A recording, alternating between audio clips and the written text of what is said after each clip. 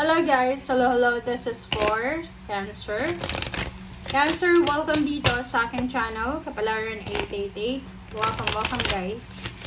Alamin natin kung anong messages, vibration, gabay energy para sa lahat ng Cancer. This is general weekly tarot reading guys. Okay, tingnan natin Cancer.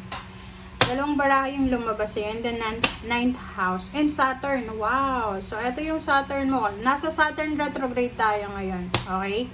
So, dito, first card, as if it were, they came from Voltaire. The philosophies and laws involved. Do it in a big way. Okay? So, yun. There's a Cancer na sa linggong ito ay posibleng makatanggap kayo ng subpoena from the police or from the judge or whatsoever. Basta, there's a law involved here. So, kung ikaw ay nagda-drive, ikaw ay may business, mainitin ang ulo mo palagi, mag-iingat ka sa linggong ito kasi pwede kang maka-encounter ng mga legalities. Legal. Okay?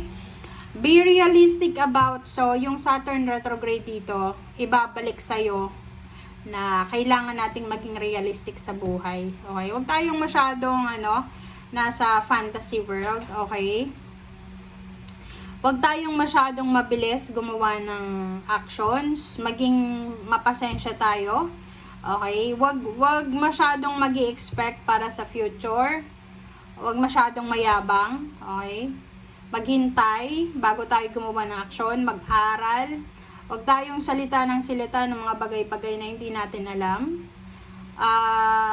Mag-focus ka sa sarili mo, sa improvement mo, parang ganun. Like for example, if ikaw, Cancer, ikaw yung klase ng tao na marami kang sinasabi about sa ibang tao. Like yung parang feeling natin, perfect tayo, wala tayong mga mistakes, mga flaws. Yun yung kailangan mong i-focus sa linggong ito. Okay? Maging realistic tayo. Okay? Like for example, may kinaiinisan ka, naiinis ka. Anong rason kung bakit ka naiinis? It's either naiinggit ka, lalo na kung yung taong yun ay tinulungan ka dati. So, kung tinulungan ka dati, tapos ngayon, inis na yung isinusukli mo, valid yung emotion mo na naiinis ka, kasi emotion mo yan eh. Pero, kailangan nating kalikutin kung ano ba yan, deeper. We need to dig deeper kung anong rason, bakit ka naiinis. Maybe, you're just jealous, envy, parang ganon. So, be realistic. May mga bagay-bagay na masyado nating iniro-romanticize. Okay? So, sa linggong ito, nasa Saturn yan. So, sinasabi sa'yo na ibabalik ng Saturn kung ano yung mga ginawa mo sa past. So, kung masyado kang mabilis gumawa ng aksyon, ang gagawin sa'yo ng Saturn ngayon ay dadahan-dahanin niya. Itetest niya yung patience mo. Okay? So, ngayong linggong ito, kung ikaw ay walang pasensya, ay expect mo na pwede kang madala sa presento ng police kasi kung ikaw ay, kung paglasing ka, babae ka man or lalaki, naghahanap ka ng away or gulo, expect mo na yan. Okay? Expect mo na magkakaroon ka ng kaaway or ganun. And also, sinasabi ng baraha sa'yo dito na kung ikaw ay invited sa isang okasyon, you need to be civilized, parang ganun. Kasi sa nakikita ko sa'yo dito, tingnan mo, ito kasing Saturn na to. Masyado kang tawag dito, sorry huwag kang magagalit. Lalaki to, lalaki na Cancer. Masyado kang parang pabida ba? Or parang paimportante. And, yun, parang feeling perfect din. So, you need to be careful. Kasi ibabalik yan sa'yo ng Saturn. Okay? Huwag kayong magalit Baka naman magalit naman yung iba dyan sa akin.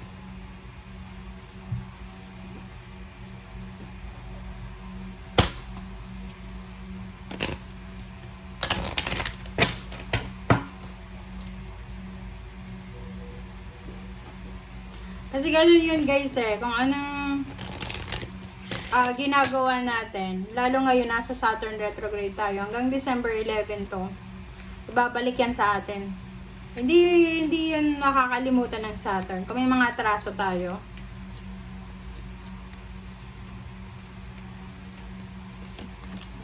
Transportation. So, pwedeng yung iba sa inyo ngayong linggong ito ay posibleng nagta-travel kayo. You're traveling, Pwedeng yung iba din sa inyo dito is posibleng bibili ka ng sasakyan, parang ganon. Or yung iba, you're planning to travel international, local, para sa trabaho.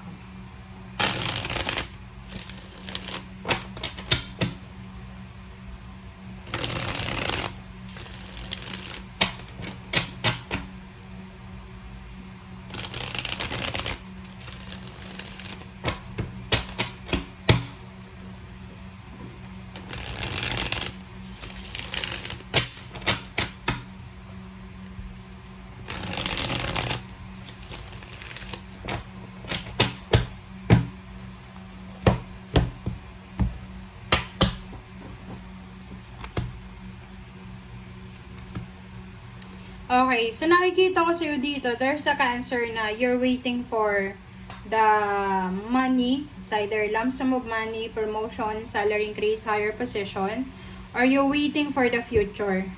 Yun nga, sabi sa'yo dito, nako, Cancer. 'Di ba? Sabi ng bara sa'yo, wag tayong masyadong wag tayong masyadong nag-iisip sa future. Kasi hindi, parang nasa nasa Scorpio reading din. Kailangan nyo guys na mag-focus sa kasalukuyan. Wala tayong control sa future. If you're a parent na masyado kang proud sa anak mo kasi yung anak mo matalino, magaling, ganyan. And parang nabubuo na sa utak mo na pagdating ng araw, etong anak ko yung magpapayaman sa akin. No. Wala kang alam sa future. So wag mong masyadong gumagawa. Okay lang na mag-manifest tayo. Okay lang na mag-manifest. Pero to the extent na ganyan na binubuo mo na yung future mo sa isip mo, mali yan. Okay, sabi ng bara sa'yo dito na huwag kang mamroblema sa future kasi wala kang alam sa future. Ang gawin mo, mag-focus ka sa kasalukuyan. Ngayon. Okay, ngayon. Oh.